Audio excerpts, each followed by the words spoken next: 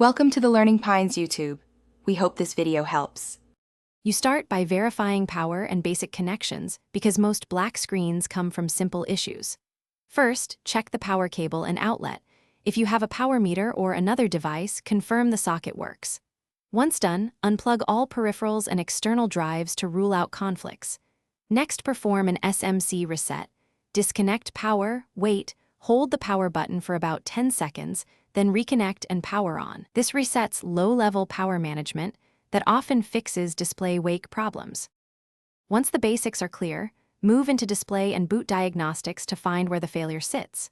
You should reset NVRAM/PRAM by powering on and holding Option plus Command plus P plus R for about 20 seconds. This clears display and boot parameter corruptions. Next, boot into safe mode by holding Shift to load only essential drivers and see if the screen appears. Safe mode also generates logs you can use. If still black, attach an external monitor or shine a flashlight at the screen to check if the panel is displaying a faint image without backlight. For final resolution, you combine backups with targeted fixes depending on findings. If an external monitor shows output, you're likely facing a GPU or internal display cable issue. Make a current backup and arrange professional repair or component replacement.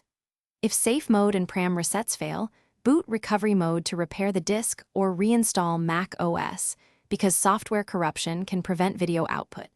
If there's no power at all, inspect for a swollen battery or liquid signs before opening. If unsure, seek certified service. One careful inspection can save your board. Thanks for watching. Consider subscribing if we helped you.